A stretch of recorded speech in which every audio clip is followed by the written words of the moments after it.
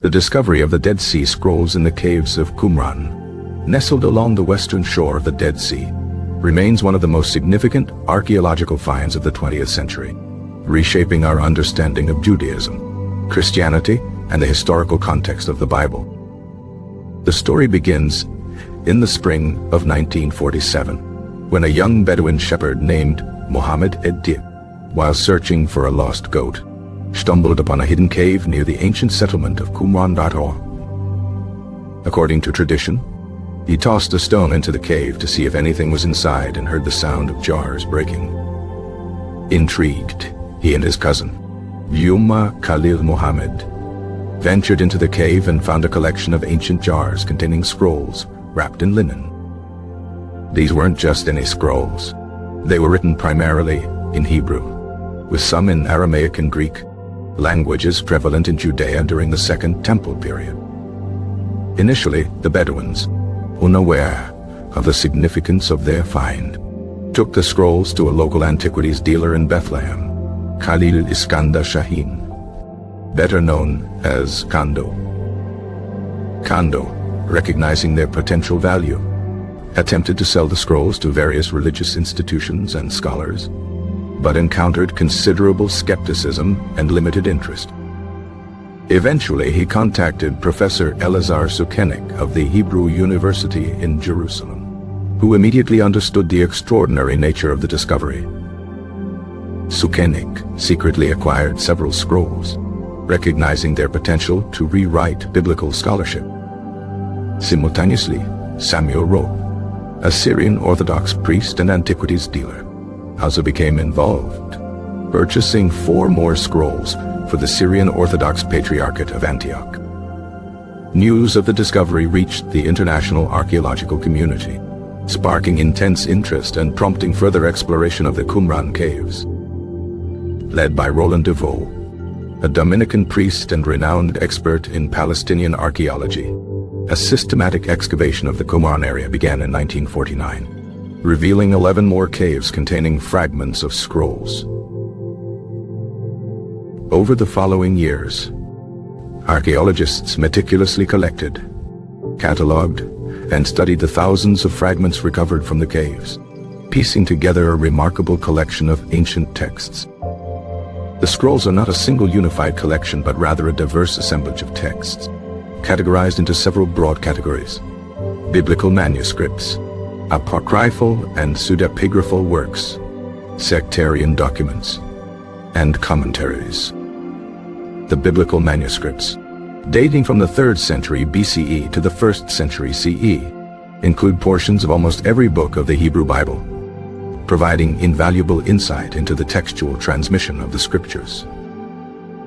Remarkably, some of these biblical manuscripts predate the Masoretic text, the standard Hebrew Bible that had been accepted for centuries, offering evidence of earlier textual traditions. The apocryphal and pseudepigraphal works include texts not included in the canonical Hebrew Bible, such as the Book of Jubilees, the Testament of Levi, and the Wisdom of Solomon. These texts provide a glimpse into the diverse religious and literary landscape of the Second Temple period, reflecting a range of theological perspectives and storytelling traditions. However, the most significant and controversial aspect of the Dead Sea Scrolls is the collection of sectarian documents, believed to have been produced by a Jewish community known as the Essenes. The most prominent of these documents is the Community Rule, also known as the Manual of Discipline, which outlines the community's rules, regulations, and beliefs. Other important sectarian documents include the War Scroll, describing a cosmic battle between the forces of good and evil, and the Temple Scroll, providing detailed plans for a rebuilt temple in Jerusalem. The discovery of these sectarian documents has revolutionized our understanding of Jewish life and thought during the Second Temple period, shedding light on the diversity of religious movements and the tensions within Jewish society. The Essenes, according to historical accounts from Josephus, Philo, and Pliny the Elder, were a reclusive Jewish sect known for their strict adherence to ritual purity, their communal lifestyle, and their apocalyptic beliefs. Many scholars believe that the Qumran community was indeed an Essene settlement, attracted to the area by its isolation and the availability of fresh water. The Temple Scroll, in particular, provides a fascinating glimpse into the Essenes' vision of a renewed temple, reflecting their desire to reform Jewish worship and restore purity to religious practices. The War Scroll, with its elaborate descriptions of a final battle and the triumph of the forces of light, reflects the Essenes' apocalyptic worldview and their anticipation of a messianic age. The commentaries, also known as Pesharim, provide Essene interpretations of biblical prophecies, applying them to contemporary events and predicting the imminent arrival of the Messiah. The discovery of the Dead Sea Scrolls has had a profound impact on the fields of biblical studies, Jewish history, and Christian origins. The scrolls provide invaluable evidence for the textual development of the Hebrew Bible, offering insights into the evolution of biblical languages and the transmission of religious traditions. They have also illuminated the diverse religious landscape of Judea during the Second Temple period, revealing the existence of various Jewish sects and movements with distinct beliefs and practices. Furthermore, the scrolls have shed light on the historical context of early Christianity, providing a better understanding of the Jewish background of Jesus and the origins of Christian theology.